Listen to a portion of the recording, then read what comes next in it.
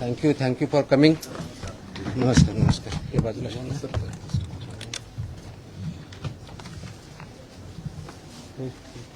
आपल्या फोडला बोलला तुम्ही बसा. थोडं पाठीमाग घेऊ का? थोडं पाठीमाग सरू का?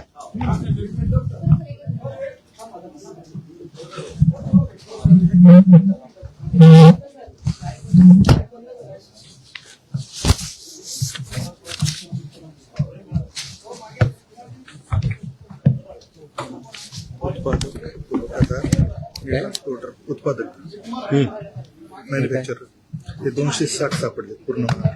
रिपीटेड कसे? नाही वेगळे.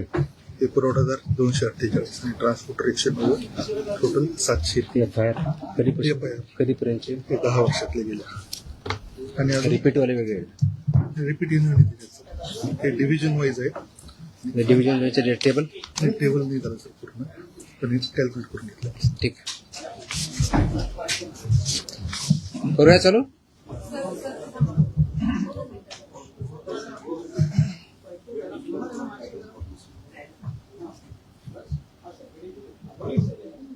Okay. Welcome to the press conference.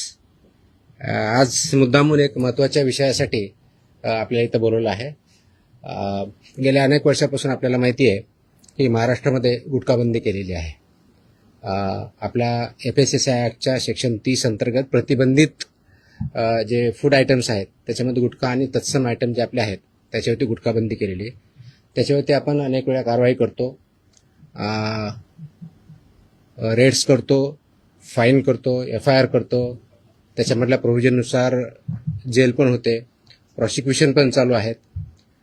परंतु प्रोहिबिटेड आयटम असतानाही, फूड आयटम असतानाही महाराष्ट्रातल्या ऑलमोस्ट सगळ्या ठिकाणी हा गुटखा विकला जातो आणि कंझ्युम केला जातो. ही रियालिटी आपण बघतोय.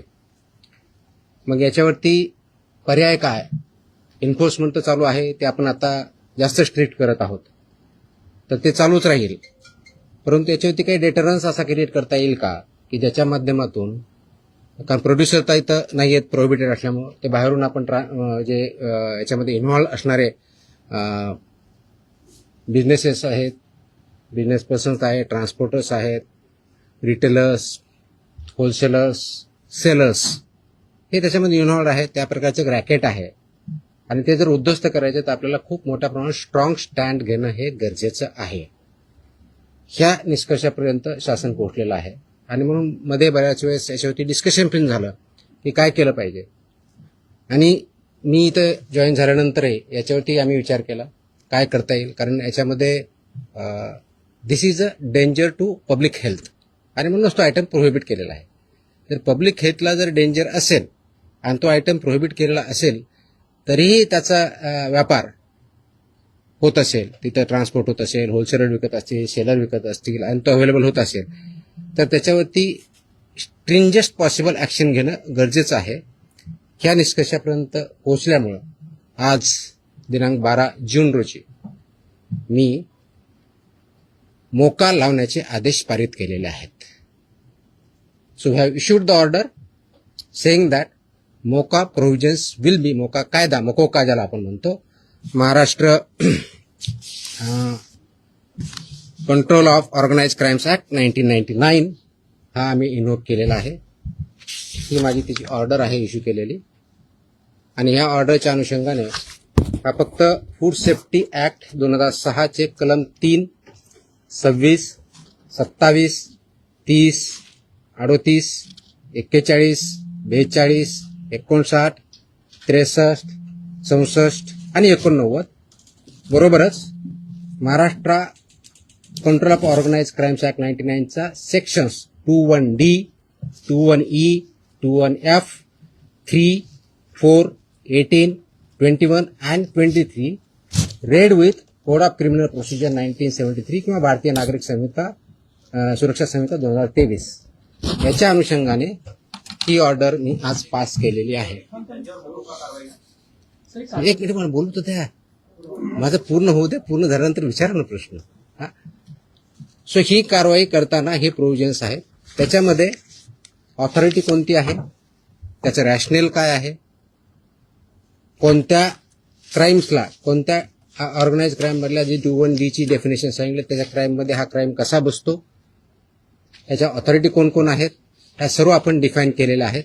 आणि याच्या अनुषंगाने अल्टिमेटली आपण काही ऑर्डर्स, डिरेक्शन्स या माध्यमातून दिलेल्या आहेत. त्याच्यामध्ये ज्या ज्या ठिकाणी हे मोर दॅन वन्स एखाद्या ह्याच्यामध्ये ट्रेड करणारा व्यक्ती, संस्था, आस्थापना असेल त्यांच्याविरुद्ध कंपल्सरी मोका इन्व्होक करायचे ही ऑर्डर आहे. त्याचबरोबर सेक्शन 23 ऑफ मकोका ची जी प्रोसेस दिलेली आहे ती प्रोसिजर कंपल्सरी पाळायची हे पण आपण या सेक्शनमध्ये आदेश दिलेले आहेत. त्यानंतर persons and entities against whom MOCOCA shall be invoked are manufacturers and producers of prohibited food products, number 1. Number 2, financiers funding their manufacture, procurement or distribution. Number 3, interstate and intrastate suppliers and commission agents. Number 4, transporters and vehicle operators, including agents who book or arrange transport. Number 5, godown operators, warehouse owners and store managers who knowingly store such products. 6th, wholesale dealers and distributors. 7th, sub-dealers and semi-wholesaler agents.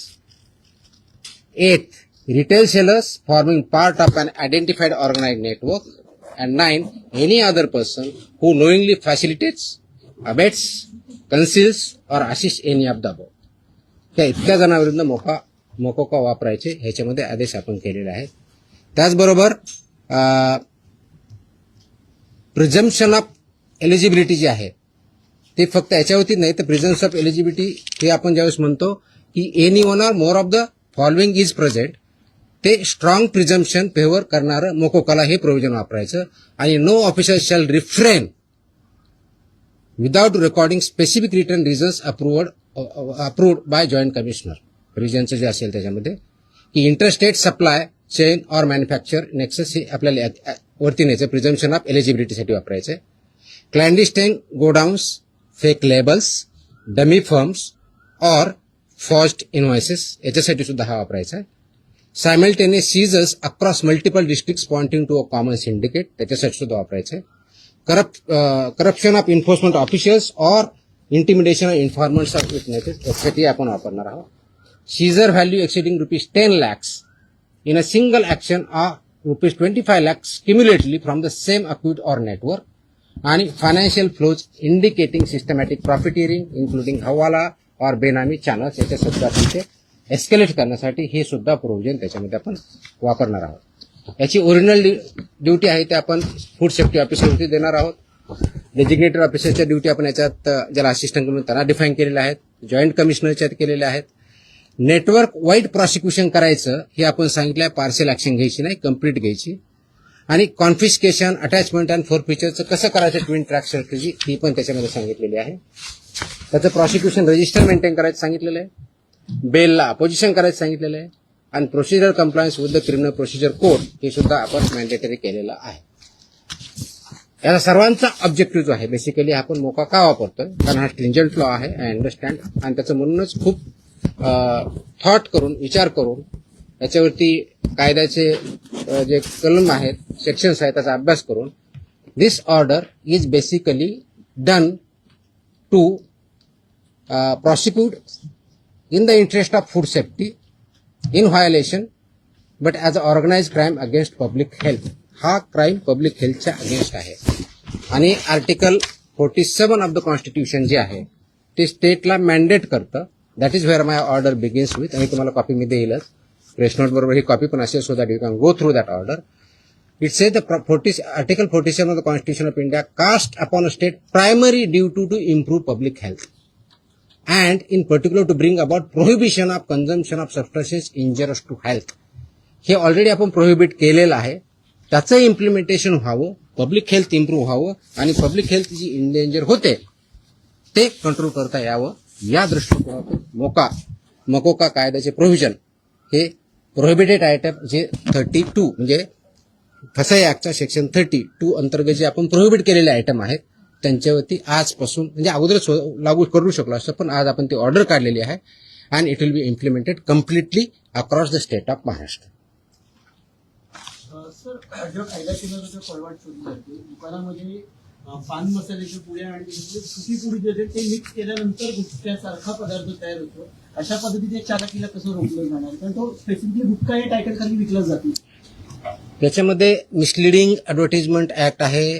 तुम्हाला काही दिवसापूर्वी कारवाई केलेली बघितली. फसाईमध्ये सुद्धा mislead करणं, लेबलमध्ये चुकीची माहिती देणं, इन्ग्रेडियंट चुकीचे असताना वेगळा क्लेम करणं हा सुद्धा गुन्हा आहे. त्यानुसार आपण कारवाई करतो त्याच्यावरती. तर ही जी चालाकी केली जाते, दिस इज मिसलिडिंग. तर मिसलिडिंगला कायदा आहे. दुसरं मिश्रण जे असतं जे पान मसाला त्याला सुद्धा याच्या अंडर घेतलं जातं ते तंबाखू मी मिश्रण. तेच सांगतोय की आपल्याला कोणताही एखादी ज्यावेळेस प्रॉडक्ट असतो त्याच्यावरती लेबल कोणतं असावं, ते कोणत्या स्टँडर्डचं असावं, त्याच्यामध्ये कोणते कोणते इन्ग्रेडियंट असावे, त्याची काय व्हॅल्यू आहेत वेगवेगळ्या, त्या मॅन्डेट दिले, त्याचे रेग्युलेशन्स आहेत. फसाईमध्ये रेग्युलेशन्स दिलेले आहेत, व्हेरी क्लिअरली दिलेले आहेत. त्याचबरोबर ऍडव्हर्टायझिंग आणि मार्केटिंगचे सुद्धा रेग्युलेशन्स क्लिअरली आहेत. त्याचं व्हायोलेशन जिथं जिथं होतं त्या प्रोव्हिजनचा वापर आम्ही तिथं करणार आहोत. सर, याची जेव्हा कारवाई केली जाते तेव्हा लोकल पोलिसांची भूमिका खूप महत्वाची असते. स्पेशली बीट मार्शल आणि यांचा जो व्हिजिलन्स असतो तो अनेक वेळा नेक्सस तिकडे दिसून येतो अनेक पानटपऱ्यांवरती. ते कसं ब्रेक केलं जाणार, कारण आपल्याकडनं कडक कारवाईची तरतूद सगळ्यांकडून. त्याच्यामध्ये तुम्ही जर आता मी वाचलं व्यवस्थित ऐकलं असतं तर त्याच्यामध्ये तुमच्याकडनं प्रतिक्रिया त्याच्यावरती अपेक्षित. पोलीस आणि हे नेक्सस झाले की it's not about police or FDA किंवा food safety officers. It is the holistic. याच्यामध्ये कंझ्युम करणारा आहे तेवढा जबाबदार आहे, विकणारा आहे तेवढा जबाबदार आहे, इन्फोर्स न करणारा आहे तेवढा जबाबदार आहे. जो कोणी जबाबदार असेल आपण त्याच्यावरती कारवाई करणार आहोत आणि स्ट्रिक्ट करतोय. तुम्ही गेल्या काही दिवसामध्ये बघितलं असेल, हा ज्यावेळेस प्रोहिबिट केला त्यावेळेसचा उद्देश हाच होता ही it's a danger to public health. आणि ते जर टाळायचं असेल, कारण याच्यामधून काय काय आजार होतात हे मी वेगळं सांगण्याची गरज नाही. It's documented, it's in the public domain. ते करण्यासाठी आपल्याला स्ट्रिंजंट ऍक्टचे प्रोव्हिजन आपण आज का इन्व्होक करतोय, कारण जेवढ्या इफेक्टिव्हली आपल्याला करायचं होतं तेवढं होऊ शकलं ना. हा डेटाच्या आधारे तुम्हाला मी डेटा सांगतो, म्हणजे जस्ट फॉर इन्फॉर्मेशन आपल्याला आहे कसेल की आतापर्यंत गेल्या 10 वर्षात ऑलमोस्ट आपण FIR किती केलेले आहेत महाराष्ट्रामध्ये. 32चा FSSAचा जो सेक्शन प्रोहिबिट केलेला आहे त्यावरती. जे मॅन्युफॅक्चरर्स आहेत त्यांच्या विरुद्ध 260 मॅन्युफॅक्चरर्स FIR आहेत आपले. जे पुरवठादार आहेत सप्लायर्स ते 248 आहेत आणि पर्सन्स जे आहेत ते असे 190, असे 703 ट्रान्सपोर्ट कोणते हे ट्रान्सपोर्ट सॉरी ट्रान्सपोर्टर म्हणजे उत्पादक 260, सप्लायर्स 248 आणि ट्रान्सपोर्टर्स 190 असे 703 FIR आहेत. सो FIR काय कमी केलेत अशातला भाग नाही. त्यांचं प्रॉसिक्युशन त्यांची पुढची प्रोसेस आपण करतोय, पण आपल्याला अजूनही त्याच्यामध्ये कम्प्लीट याच्यामधून खरोखरच हद्दपात करण्याच्या दृष्टीने कारण याच्यातून झाला नाही तर पुढची स्टेप आपण घेतोय आणि ती आज आपण घेतलेली आहे. Yes please. पदभार स्वीकारला एक मिनिट. गुटखा हा 2 नंबर धंदा आहे आणि याच्यामध्ये खूप मोठं अर्थकारण आहे आणि ज्याच्यामध्ये पोलीस प्रशासन सुद्धा मोठ्या प्रमाणात खास करून बॉर्डरवरचे जे जिल्हे आहेत किंवा बॉर्डरवरचे जे पोलीस स्टेशन आहेत तर तिथून मोठ्या प्रमाणात गुटखा सप्लाय होतो. आता मी ज्या भागात धाराशिव जिल्ह्यामध्ये पोलीस स्टेशनच्या मोठ्या प्रमाणात पोलीस प्रशासन काय गाड्यात पकडतं काय गाड्यात सोडतं असे पण आपण मी जे सांगितलंय की दोज हु आर रिस्पॉन्सिबल त्यांच्यावरती आपण कारवाई करणार, कुणी असू द्या. म्हणजे माझे अधिकारी होऊ शकतात, इन्व्हॉल्व जर असतील तर दुसरे कुणी असू शकतात. त्याच्यामध्ये एड्स अबेट हे शब्दप्रयोग आपण जे केलेले आहेत त्याच्यामध्ये त्यांचं इन्व्हॉल्वमेंट जर सिद्ध झालं तर आपण त्यांच्यावरती करा. नाही FIR आतापर्यंत झालेले आहे, पण ते प्रूव्ह करण्यासाठी you are not getting my point. ते प्रूव्ह करण्यासाठी लेट मी आन्सर दॅट. ते प्रूव्ह करण्यासाठी आपल्याला ते डॉक्युमेंटरी एव्हिडन्स लागतील, आपल्याला एव्हिडन्सेस लागतील. असे आपल्याकडे सापडले तर डेफिनेटली आपण कारवाई करू. Let me complete. याच्यामध्ये आमचे काही अधिकारी इन्व्हॉल्व आहेत असं खूप अलिगेशन होतात, कंप्लेन येतात, आम्ही त्या व्हेरीफाय करतो. पुढच्या काही दिवसामध्ये असे काही अधिकाऱ्यांचं इन्व्हॉल्वमेंट आहे किंवा नाही याच्याबद्दलचे इन्व्हेस्टिगेशन आमच्याकडे सध्या चालू आहेत. त्याच्यातून जे रिझल्ट येतील ते आपल्यापर्यंत येतीलच. तर आपण पदभार स्वीकारल्यापासून अनेक कारवाई केलेल्या आहेत. आतापर्यंत जेवढ्या कारवाई झाल्या साधारणपणे किती कारवाई झाल्या, किती तो डेटा मी प्रेसमध्ये दिलेला आहे ना. नाही मी डेटा मी प्रेसमध्ये दिलेला आहे. टीव्हीला त्या बाईट स्वरूपात नाही मी टोटल आता काही कारवाई केल्या खूप केल्यात. दररोज मी प्रेस देतोय. झालेली अटक आणि किती आहे गुन्हे दाखल झाले. देतो. Yes please. प्रोहिबिटेडची एका वेळेस एक minute I answer every question. Let me I come to. मकोकाची कारवाई करतात परत धमकी येऊ मला धमकी आलेलं कोणी सांगितलं तुम्हाला? नाही, sorry, no sorry, please look at ती जुनी क्लिप आहे, कमीत कमी 10 वर्षापूर्वीची आहे. Look at the clip. आताची क्लिप नाही याची ती. दॅट वॉज नाही मला नाही आहे. That clip if I remember correctly, मला आठवत नाहीये, इफ आय रिमेंबर करेक्टली बहुतेक ती पुण्यातली क्लिप आहे, फिनावाजी पीएमपीएम आहे. चेकआउट तुम्ही बघा, ते क्लिप आताची नाही, मला कोणतरी पाठवली, मला कोणतरी विचारलं, मला अशी धमकी नाही आलेली. येतो मी त्यांना. Let us focus on this. There are so many issues. Let us focus on this. Please. थोडं I'll answer on this only. 2 दिवसापूर्वी संभाजीनगरमध्ये एफडीएच्या पथकावर दगड फेकला आणि अधिकाऱ्यांना स्कॉर्पिओ गाडी त्यांच्या अंगावर आणण्याचा प्रयत्न केला. त्यांच्यावर पण मकोका अंतर्गत कारवाई होती. आता हे जे मी exactly that's what I am saying. कारण मकोका क्लॉज वापरण्यासाठी ज्या काही प्री कंडिशन्स आहेत त्या फुलफिल झाल्या, डेफिनेटली करणार आम्ही. कारण त्याला एका गुन्ह्यासाठी होत नाही, it has to be more than 1 offence in last 10 years. त्यांच्यावर जर झालेला असेल तर डेफिनेटली आम्ही करू, कारण त्याचं कंडिशन फुलफिल करायला पाहिजे. अदरवाईज आमचे FSSAचे ऍक्ट, BNS ऍक्ट आम्ही ते वापरतोच आहोत. आज ती जे हल्ला झाला त्याच्यावरती इमिजिएटली स्विफ्ट कारवाई पण झाली. 7 का 8 लोक त्याच्यामध्ये अरेस्ट पण झाले immediately. I spoke on with DGP also. DGPने सुद्धा इमिजिएटली त्याच्यावरती इन्स्ट्रक्शन म्हणून कारवाई केली. अँड अशा प्रकारचे हल्ले आम्ही भिणार नाही. Very clearly will protect our officers आणि those who take law into their hands will show force of the law. एक मिनिट. येस नाही, बाजूला तुमच्या. बताऊंगा. मेरी हिंदी इतनी अच्छी है ही नहीं, जितनी भी टूटी फूटी है उसमें बात करूंगा. बोलूंगा. एक मिनिट, तुम्हाला उत्तर दिलं ना मी. आपण एकदा मराठी पूर्ण करून घेऊया, मग आपण अरे थांबा ना तुम्ही, मी इथंच आहे, मी कुठे पळून नाही चाललोय. सिस्टमॅटिक होईल. भिवंडीमध्ये जे आहे ते नकली एफडी अधिकाऱ्यांना अटक करण्यात आलेली आहे. त्यामुळे कशा पद्धतीने जर एखाद्या वेळी आपण ज्यावेळी धाडी टाकतो, आय कार्ड असतं ऑफिसरकडे. Simple. My officers wear I card. Very clearly they show the I card. या प्रतिबंधित माल जो आहे तो बऱ्याचदा गुजरात सारख्या राज्यातून मुंबईत येतो, खास करून गुटखा असेल किंवा बऱ्याचदा भेसळयुक्त खावा देखील गुजरातवरूनच मुंबईमध्ये येतो. वाहतूक व्यवस्था करणाऱ्या अनेक लक्झरी बसेस असतात, टुरिस्ट गाड्या असतात किंवा ट्रक. यासाठी आरटीओची काही मदत वगैरे घेणार? मी आता वाचताना वाटलं इन्क्लुडिंग ट्रान्सपोर्टर्स. आरटीओची मदत घेणार? सगळ्या एजन्सी एकत्र काम करत असतात. त्याच्यामध्ये सगळ्याच एजन्सी काम करतात. आपण याच्यामध्ये मकोका लावताना किंवा हे करताना इव्हन आताचे जे FIR होत आहेत त्याच्यामध्ये आपण फक्त विकणाऱ्याला करत नाही, त्याचा ट्रान्सपोर्टरला पार्टी करतोय, त्याचा डिस्ट्रीब्युटरला पार्टी करतोय, तुमच्या ओनरला. मी तुम्हाला लिस्ट पण दिली. तर इथून पुढचे आता आल्यापासून FIRचे हे it will be right from manufacturer to seller. आताही होतात, अजून जास्त स्ट्रिंजंटली होतील. So they are responsible. कायद्यामध्येच व्हेरी क्लिअरली त्याच्यामध्ये कुठेही डाऊट नाही त्याच्याबद्दल. याच्या बाहेर नका विचारू, जो आपला विषय चालला तेवढाच विचार. नाही, संबंधित नाही, आजच्या विषयाशी संबंधित. तुकाराम मुंडे साहेब या ज्या विभागाचा पदभार ग्रहण करतात तो विभाग नेहमी चर्चेत येतो, असं का होतं? त्याचं उत्तर तुम्ही द्या, मी कसं देणार आहे? आय मीन तो काय होतो तर you are better. No, I cannot answer this. Simple. कारण काय येतो, लोक चर्चा का करतात, तुम्ही जास्त का पब्लिश करतात, का कुणी काय करतं, ह्याचं उत्तर मी नाही देऊ शकत. You have to analyse. त्याचं उत्तर मी कसं देऊ शकणार? सोशल मीडियावरती तुम्ही इतिहासानंतर प्रचंड लोकांचा पाठिंबा we are diverting. Let us not divert. No. पब्लिकशी रिलेटेड डायरेक्ट आहे. नो, हे जे विषय त्याच्यावरती आपण बोलू, बाकीचे विषय नाही. हा नाही, याच्या अगोदर फक्त हा डेटा प्रोहिबिटेड ना, प्रतिबंध. आता तुम्ही जो विचारला होता प्रश्न, की मी 25 मे ते 11 जून या काळामध्ये प्रोहिबिटेडच्या बाबतीत म्हणजे प्रतिबंधित आयटमच्या बाबतीतला सांगतोय, बाकीच्या नाही सांगत आहे, कारण हा प्रोहिबिटेडचा विषय आहे. म्हणून तपासणी केलेल्या आस्थापना म्हणजे प्रोहिबिटेडच्या बाबतीत त्या 354 आहे, 354. बाकीचे असेल ना आपल्याकडे पुढचे केलेले ती पण असेल ना, तो पण मागवा ना. आणि ड्रगचे असेल तर ड्रगचं पण मागवा. त्याच्यामध्ये नाही सॉरी, प्रतिबंधित पदार्थ आढळलेल्या आस्थापनाची संख्या 344 सापडली आपल्याला. तपासणी 354 केली, 344 मध्ये फाइंड आउट झालं. जप्त साठ्याची किंमत ह्या 344 मध्ये एक किती रुपये 3,27,24,629 rupees. 3,27,24,629 rupees. FIRs 235.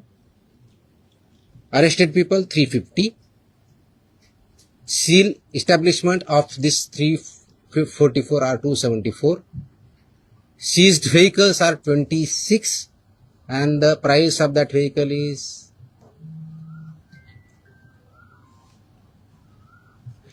13,39,500. No, sorry, 1,33,95,000. So this is about 25 मे ते 11 जून प्रोहिबिटेड आयटमच्या बाबतीत जी मोकोका आपण लावलाय त्याच्या बाबतीतची माहिती आहे. आणि किती जप्त? 26. त्याची कॉपी पाहिजे, कॉपी द्या सर्वांना. Okay. So I am giving you the press note detail in Marathi and I am attaching the order also, so you are aware of this. Order is in English. ते आम्ही मराठीमध्ये आम्ही पाठवतो आमच्या ऑफिसला. पण बिग एक्झॉस्टिव ऑर्डर आहे. जवळजवळ किती पानाची आहे? 8 पानाची ऑर्डर आहे. कारण याच्यामध्ये रॅशनिंग दिसतं सगळं आहे. See will get this one press note plus this one. हिंदीमध्ये माझी हिंदी चांगली नाही होत एवढी यार. मैं इतना बुरा लगूंगा उसमें. मैं इंग्लिश में बोल सकता हूँ. हाँ.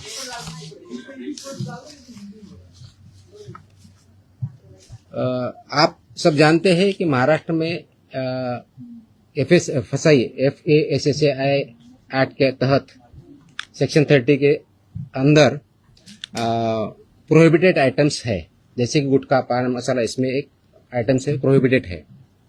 इसका मतलब ये होता है कि ये प्रोडक्ट, फूड प्रोडक्ट जो है प्रोहिबिटेड, वो महाराष्ट्र में मैन्युफैक्चर नहीं हो सकता है, ट्रांसपोर्ट नहीं हो सकता है, स्टोर नहीं हो सकता है, सेल नहीं हो सकता है.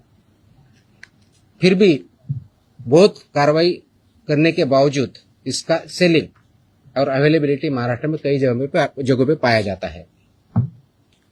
इसलिए गवर्नमेंट शासन ने डिस्कशन कर रही थी इस पे क्या किया जाए, कौन सा स्ट्रिंजेंट एक्ट या क्लॉज या कार्रवाई की जाए जिसकी वजह से ये एक्चुअली प्रोहिबिट होगा, क्योंकि ये दिस इज ए इंडेंजर, तो पब्लिक हेल्थ के लिए हानिकारक है. इससे पब्लिक हेल्थ इंडेंजर होती है. ये नॉलेज पब्लिक डोमेन में है.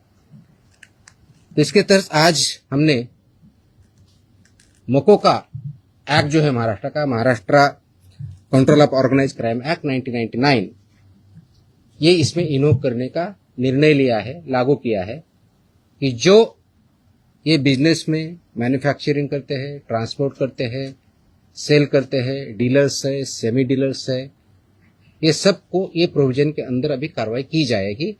उसकी जो प्रोसीजर दी है सेक्शन 23 के अंदर मोकोका के, वो फॉलो करके ये मैंडेटरी किया गया है कि जो मोकोका के प्रोविजंस के में लायबल है वो मैंडेटरी हमारे ऑफिसर एफआईआर करते समय मोकोका का प्रोविजन एक्ट इन्वोक करेंगे और उनको पनिशमेंट करेंगे. इसका ऑब्जेक्टिव है, उद्देश्य है कि पब्लिक हेल्थ जो इंडेंजर हुई है इसकी वजह से, उसको पूरा तरह से रोका जाए.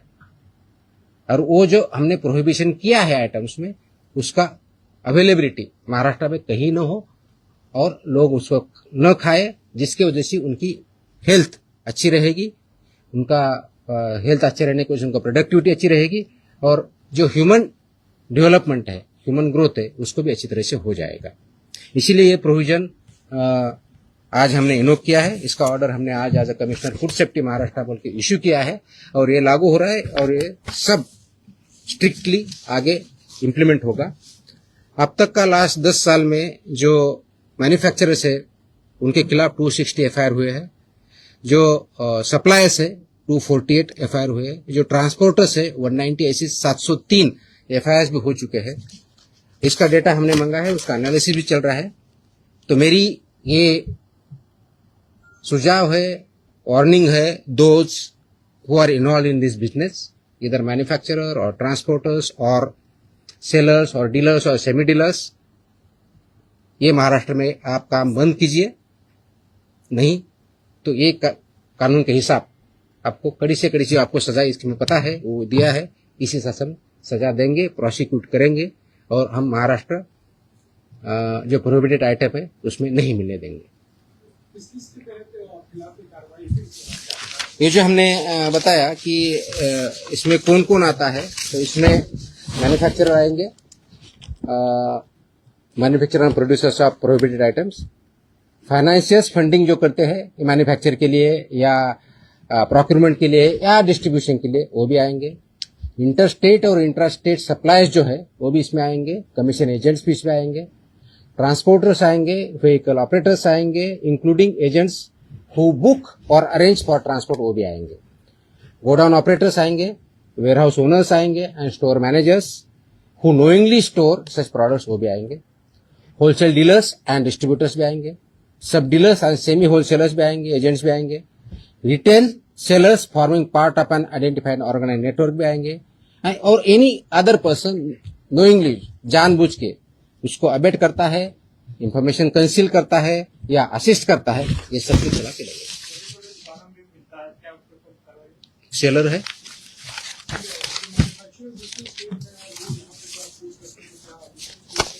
so it's a part of syndicate. Syndicate K definition में सब कुछ आया है. Organized crime. That's why it is an act. That's why this is become an organized crime, and they are working as a syndicate. That's why we are invoking this provisions. They are supporting. They are supporting. Sir, आम आदमी के लिए मकोगा लगने के बाद कितना मुश्किल हो जाएगा, जो शायद किसी को आम आदमी को क्यों मुश्किल होगा? नहीं, आम आदमी को जानने के लिए जो भी इस आम आदमी बिजनेस में नहीं है ना. जो भी इस बिजनेस में है, अगर वो पकड़ा जाएगा और मकोगा लगेगा, क्या क्या धारा है? ये तो आप मौका में क्लियरली है ना, लाइफ इम्प्रिजनमेंट प्रोविजन आहे ना. किती सजा आहे त्याची? किती वर्ष ते काढा जरा प्रोविजन. ऑफकोर्स दे प्रोसिक्यूट होंगे, कोर्ट में केस चलेगा.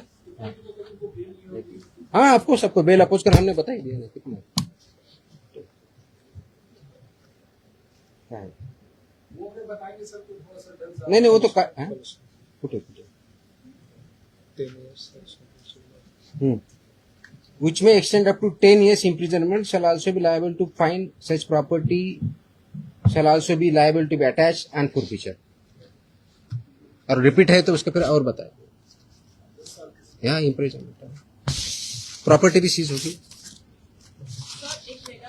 नाही हे विषय संपवल्यानंतर आपण दुसरा आता. ठीक आहे, तुमचे प्रश्न संपत नसतात कधी, मला माहिती आहे. आय थिंक झालं ना आता हिंदीमध्ये.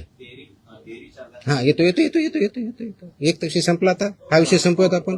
माझी अशी अपेक्षा आहे आपल्याकडून, प्लीज याला चांगली पब्लिसिटी द्या. This is in the interest of state of Maharashtra. It's very very crucial, very very crucial.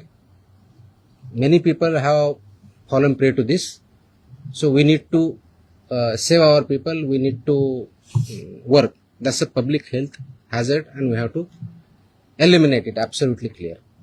So इसीलिए मुझे ये पब्लिसिटी जितनी ज्यादा दे सकते हो वो दे दो. That is my request.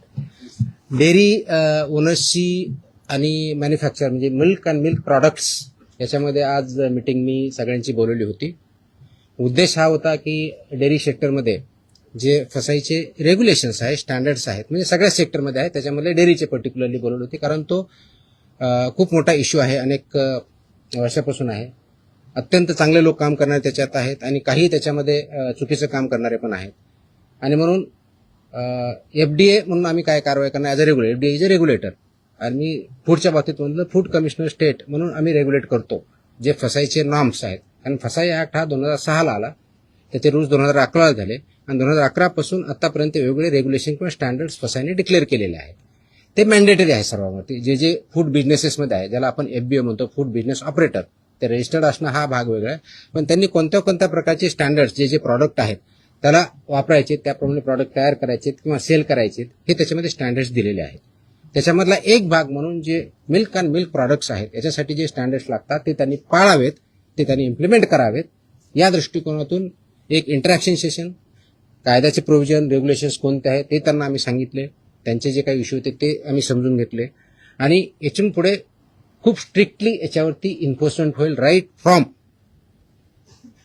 Collection centre गावातलं जे असेल तिथपासून ते म्हणजे तुमचा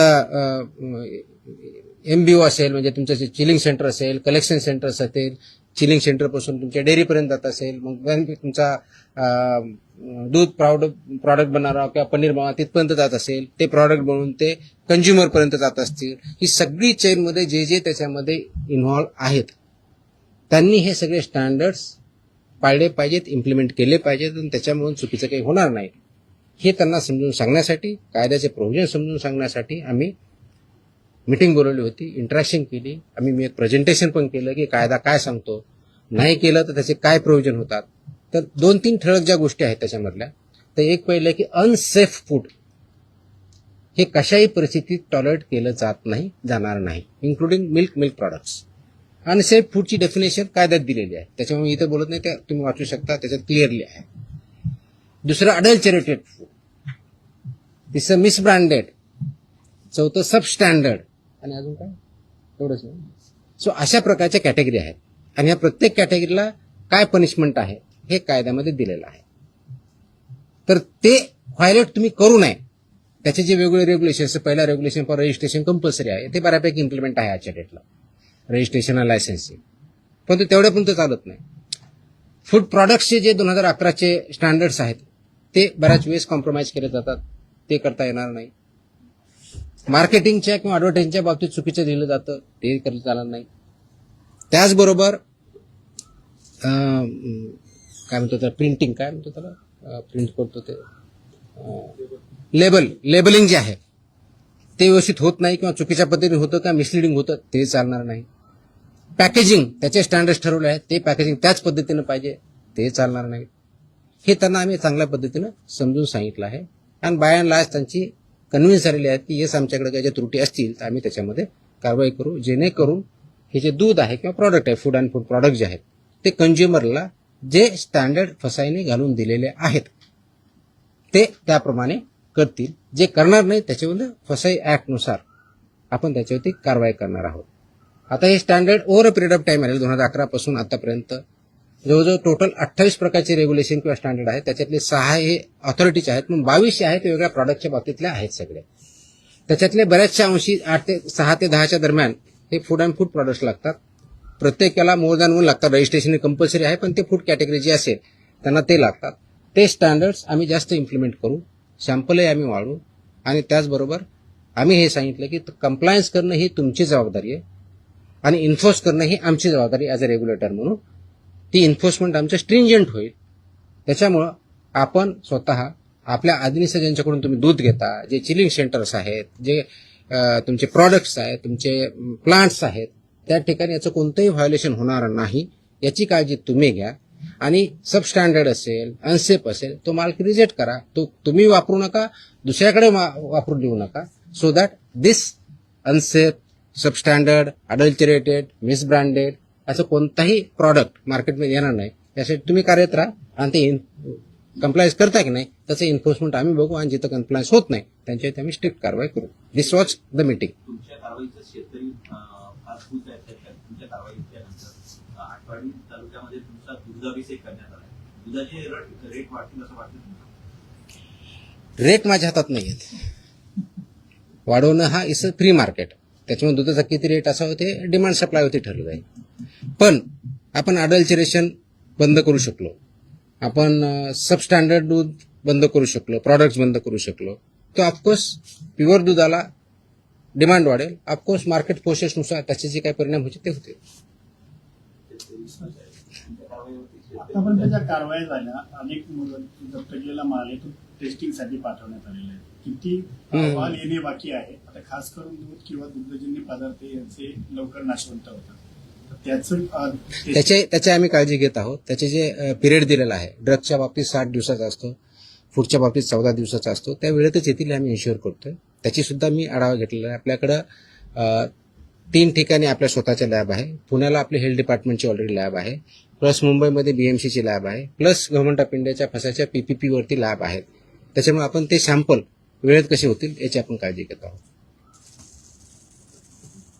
मनुष्यबळासंदर्भात देखील मागे एकदा भरपूर एकाच दिवशी सगळं तुम्हाला परत प्रेसला यायचं नाही का असं सांगा, मी सांगू शकतो.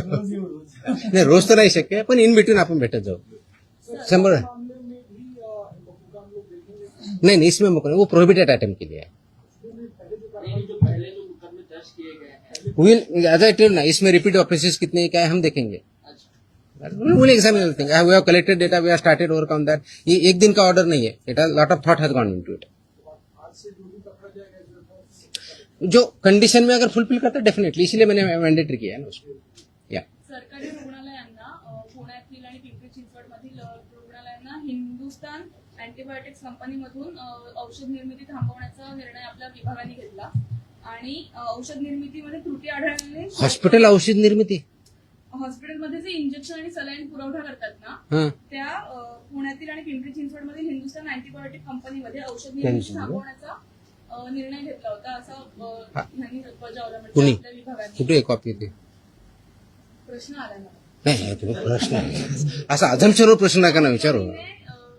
असा अझम्पशनवर प्रश्न नका विचारू. तुमचा काय फॅक्ट्स काय ते सांगा. मग अशा आदेश बाजूला असा प्रश्न आला तर कुणी आदेश बरोबर हे तर पाहिजे माहित पाहिजे. औषध निर्मितीमध्ये त्रुटी आढळल्याने शोकॉज नोटीस बजावण्यात आली. प्लीज थोडंसं तुम्हाला समजून सांगतो.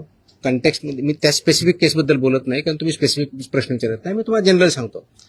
काय असतं की मार्केटमध्ये जे आपले ड्रग्ज असतात म्हणजे मेडिसिन्स असतात, त्यांचं आम्ही चेकिंग करत असतो.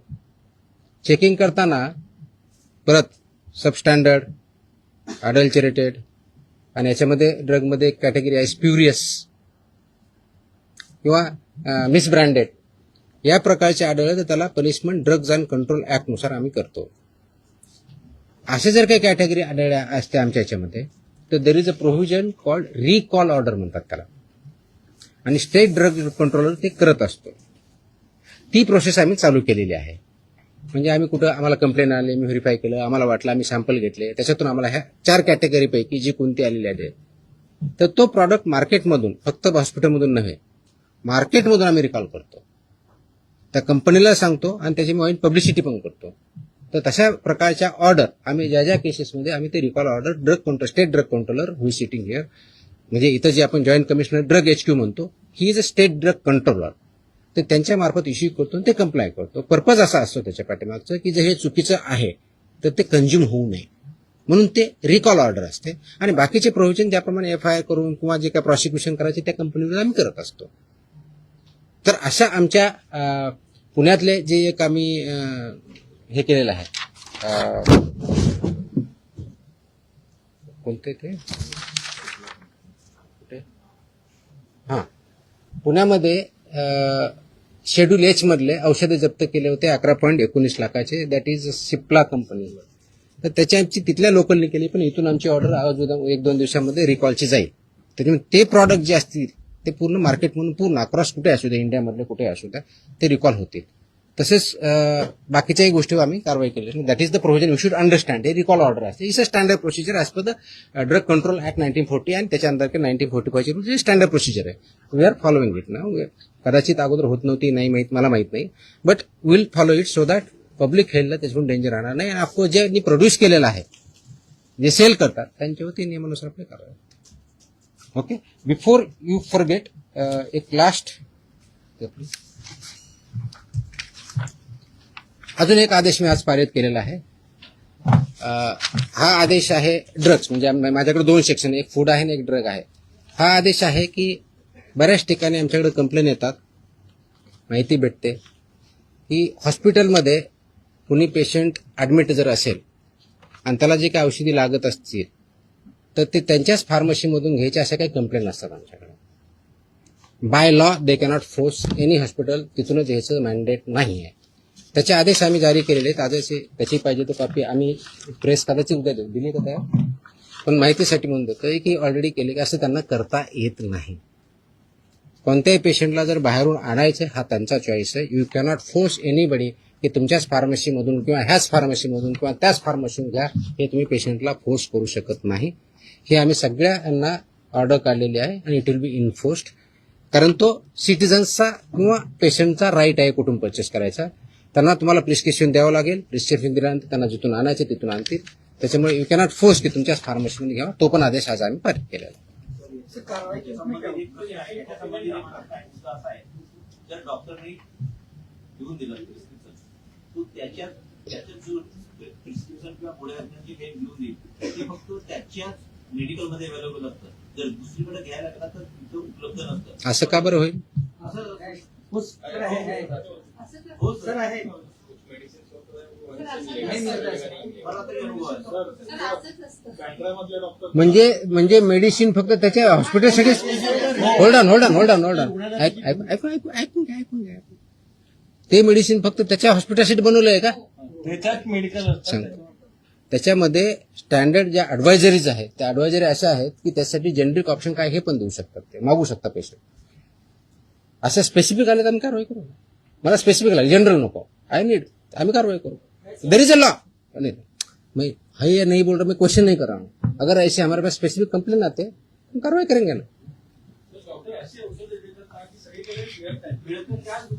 असं कसं ते कंटेंट पेक्षा ते ब्रँड नेम देतात, त्यामुळे लोक ब्रँड नेम वरती जातात आणि कंटेंट हा खूप मोठा विषय आहे.